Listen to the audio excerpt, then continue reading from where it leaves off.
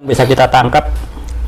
Saya penasaran dengan ide-ide yang dilontarkannya, tentang kesetaraan, tentang pluralisme, tentang ya ide-ide yang di satu sisi kelihatannya ya,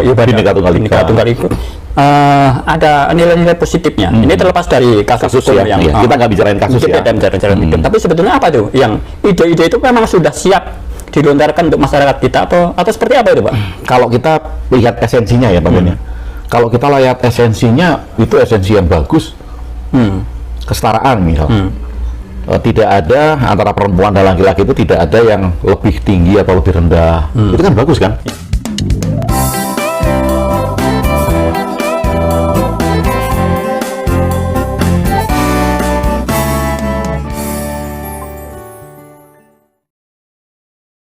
Bapak Ibu semuanya, saudara-saudariku, pembela Panji Gumilang setelah Panji Gumilangnya ini menjadi tersangka, semuanya udah pada diam. Ya memang ada beberapa orang sisa-sisanya gitu ya, sisa-sisa kehancurannya, lalu masih menyuarakan tentang masalah telur asin. Ya ini adalah suatu alasan yang udah basi kita dengar kayak gitu ya, karena kita pun sebagai muslim paham yang mana toleransi di dalam muamalah dan tidak ada toleransi di dalam akidah. Bapak Ibu semuanya, dari orang-orang yang membela Panji Gumilang dan orang-orang non-muslimnya di luar agama Islam, mereka yang membela Panji Gumilang ini, saya merasa mereka ini hanya mencari keuntungan, terus mengambil kesempatan yang lagi viral untuk suatu kepentingan. Entah dia mengambil dari adsense-nya ataupun ya mengambil dari kepentingan pribadinya yang lain gitu ya. Ya saya bukan suudzon gitu, karena kalau kita melihat orang-orang yang membela Panji Gumilang selalu alasannya telur asin, perdamaian, dan yang lainnya. Padahal yang dikasuskan adalah penistaan agama. Jadi internal agama Islam. Ngapain orang di luar agama Islam ikut-ikutan? Kan seperti itu Bapak Ibu. Nah, video apa kali ini yang saya bawa? Coba dah disimak dulu, nanti akan kita tanggapi. Berbicara dari sisi warung kopi nih, Pak. Karena kita penikmat kopi lah, kita berbicara ngalor ngidul tentang sosok Panji ini, Pak. Ada hal-hal yang bisa kita tangkap. Saya penasaran dengan ide-ide yang dilontarkannya, tentang kesetaraan, tentang pluralisme, tentang ya ide-ide yang di satu sisi kelihatannya Bhinneka Tunggal Ika. Ada nilai-nilai positifnya. Ini terlepas dari kasus ya, yang kita nggak bicarain kasus ya. Tapi sebetulnya apa tuh yang ide-ide itu memang sudah siap dilontarkan untuk masyarakat kita atau seperti apa itu, Pak?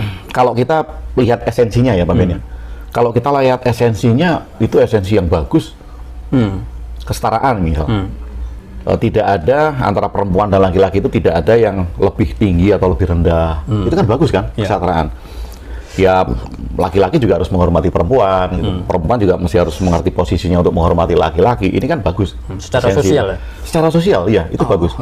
Nah entah mengapa ada konflik yang disebabkan karena itu gitu kan. Mungkin ada kelompok yang tidak setuju, mungkin ada bagian-bagian yang tidak setuju karena itu membawa agama. Nah ini yang coba kita kesampingkan, Pak Ben. Tapi kalau esensinya itu bagus. Artinya pluralisme ini kan berarti ada Pak ya, menerima sebuah penerimaan tentang keanekaragaman, Pak ya. Penerimaan berbagai macam hal yang aneka ragam. Yang aneka ragam untuk bisa diterima dan ditampung di satu. Artinya bukan ditolak ya? Iya, bukan ditolak. Ya, contohnya kan kayak merayakan hari besar. Bahkan kemudian Ponpes Al Zaitun itu menyediakan tempat untuk perayaan Natal. Al Zaitun itu sendiri apa tuh, Pak? Pondok pesantren. Oh, yang pondok pesantren. Lembaganya tempatnya, pondok pesantrennya itu yang tempatnya dibikin untuk kegiatan-kegiatan lintas agama. Itu kan bagus kalau kita lihat esensi dari itu. Pluralisme yang diangkat ini menjadi bagus kan, Pak Ben? Ya misalnya apa salahnya sih merayakan perayaan agama dengan pemeluk agama lain? Ini kan salahnya apa? Oh gitu. Apa ini nanti tidak berbenturan dengan keyakinan saudara-saudara kita yang meyakini bahwa ini sudah punya aturan tertentu? Nah justru itu kan, Pak Ben. Apakah merayakan itu sama dengan mengimani? Ini kan ini pertanyaan yang mesti harus kita jawab bersama. Iya. Apakah saya kalau merayakan ulang tahunnya Pak Ben, itu saya harus mengimani apa yang dilakukan Pak Ben gitu? Apa bisa disimpulkan dengan dalam hal ini? Misalnya gini, perayaan ini adalah budaya, bukan bagian dari unsur teologi atau seperti apa? Iya, perayaan itu bagian dari budaya. Sehingga apa salahnya kalau kemudian saya merayakan budaya yang lain. Oh, oke. Ketika saya merayakan sesuatu keyakinan yang lain, budaya yang lain, ini kan bukan berarti saya mengimani itu kan. Hanya merayakan kok. Merayakan itu kan hanya senang-senang. Ya. Artinya kalau ada agama lain yang merayakan perayaannya, kemudian ada umat agama lain yang ikut, kan nggak dipaksa kamu harus bersaksi untuk ikut agama aku, kan nggak kan? Oh, iya. Perayaan kan hanya makan-makan, minum-minum bareng. Iya. Ini kan indah. Baik Bapak Ibu, ada dua hal yang perlu kita bahas. Yang pertama, masalah merayakan perayaan yang bercampur. Ibaratnya Islam dengan non-Muslim di sebuah perayaan, baik perayaan Islam maupun perayaan di luar agama Islam. Itu yang pertama yang akan kita bahas. Yang kedua, tadi abang-abang tadi menyatakan, katanya ide Panji Gumilang itu bagus karena wanita dan laki-laki sejajar. Nah, ini pembahasan yang kedua. Maka dari itu simaklah apa yang saya sampaikan sampai beres ya Bapak Ibu, agar ya semua teredukasi dan paham. Bapak Ibu semuanya, dari poin pertama, bolehkah kita menghadiri undangan orang yang di luar agama Islam? Jawabannya juga tidak ada anjurannya. Nah, ketika mereka mengundang, boleh kita tidak hadir? Boleh. Ibarat perayaannya perayaan Natal ataupun perayaan kenaikan Yesus Kristus atau wafatnya Yesus Kristus atau hari Valentine atau hari-hari yang lainnya, hari besar di luar agama Islam, ketika kita diundang, ya tidak ada anjuran untuk menghadirinya.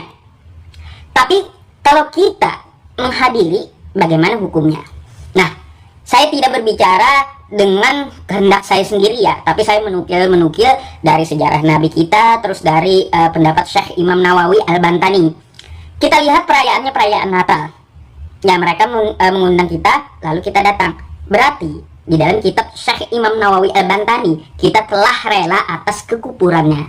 Ya, hati-hati tuh. Ya, terus Nabi kita pun mencontohkan seperti apa? Dulu di dalam sejarah surah Nabawiyah, Rasulullah Shallallahu Alaihi Wasallam bertanya kepada para sahabat, apakah tempat ini dijadikan oleh orang musyrikin merayakan hari besar mereka? Sahabat menjawab, lah ya Rasulullah, tidak ya Rasulullah. Lalu Rasul kita bersabda, fa'aufa binadzalika, silakan mereka merayakan perayaan mereka tanpa kita campuri, tanpa kita ganggu. Jadi perayaan mereka tidak perlu kita hadiri, tidak perlu kita campuri, silakan mereka melakukan perayaan mereka. Nah, itulah contoh toleransi yang dicontohkan oleh Nabi kita. Tidak perlu kita mencampuri urusan mereka, apalagi di dalam perayaan mereka. Jadi sebagai muslim yang baik, kalau diundang karena tidak ada juga anjurannya, ya lebih baik nggak usah hadir daripada kita rela atas kekufurannya. Baik Bapak Ibu semuanya, ini adalah hal yang kedua yang akan kita bahas. Kata abang-abang tadi ya, saya tidak tahu namanya, bagus tuh ide Panji Gumilang, antara laki-laki dan perempuan sejajar sopnya di dalam sholat, ini menandakan sebuah kesetaraan. Ingat, jangan terpancing dengan kosakata seperti ini. Mengapa? Bukan kesetaraan itu, tapi itu adalah sebuah pelanggaran dari sunnah Rasul. Kenapa saya bilang pelanggaran? Karena di dalam ibadah itu ada aturan, bukan seenak udel gue ya. Nah, untuk masalah kesetaraan, sebelum abang-abang tadi mengatakan ya bahwa manusia itu setara, di dalam Islam memang ada ayatnya, inna akramakum indallahi atqakum. Semua manusia itu sama, laki-laki maupun perempuan, yang beda itu hanya takwanya ya. Jadi di hadapan Allah, laki-laki maupun perempuan setara gitu, gak ada beda kecuali takwanya. Sudah ada ayatnya. Nah, tapi ingat, kalau di dalam sholat, di dalam ibadah itu ada aturan. Nah, siapa yang mengajarkan aturannya? Rasulullah Shallallahu Alaihi Wasallam. Dalilnya apa? Shollu kama ra'aitumuni usolli. Sholatlah kamu sebagaimana aku sholat. Kan kayak gitu kata Rasul. Bagaimana bacaannya, bagaimana gerakannya. Terus untuk pengaturan softnya seperti apa yang dikatakan di dalam hadis kita yang diatur oleh Rasulullah Shallallahu Alaihi Wasallam. Itu aturannya ya, bukan masalah kesetaraan di situ. Laki-laki dan perempuan itu setara, tapi dalam ibadahnya ada aturan. Apa hadisnya? Khairu sufufi rijali awwaluha wa syarruha akhiruha. Sop laki-laki paling depan yang bagus gitu ya, yang buruk di belakang. Wa khairu sufufi nisa'i awwaluha wa syarruha akhiruha. Yang perempuan yang jelek di depan ya, terus yang paling bagus di belakang. Nah, bisa saya bilang ini bukanlah sebuah kesetaraan, tapi sebuah pelanggaran dari sunnah Rasulullah Shallallahu Alaihi Wasallam. Kan boleh katanya laki-laki dan perempuan sejajar. Coba kalau kita lihat di masjid-masjid, mungkin saja masjidnya sempit gitu ya. Jadi perempuan di kiri, laki-laki di kanan, tapi ada ikhtilatnya, ada hijabnya, ada pembatasnya, ada dindingnya gitu. Itu aturannya kayak gitu loh ya. Jadi jangan sembarangan, jangan bikin-bikin sendiri. Bapak Ibu semuanya, selain itu bisa saya bilang laki-laki dan perempuan yang sejajar sopnya ini adalah sebuah pelecehan terhadap perempuan. Hati-hati. Mengapa? Lihat di dalam Al-Quran kita, Allah mengatakan dengan indahnya kosakatanya. Apa kata Allah? Hurum maqsuratun fil khiyam. Maqsuratun. Ya, wanita itu mempercantik dirinya untuk suaminya. Ya, bidadari itu di dalam kemah-kemahnya mempercantik dirinya untuk hanya suaminya semata gitu. Jadi wanita itu tinggi derajatnya dan bagaikan mutiara. Bapak Ibu semuanya punya emas, punya mutiara.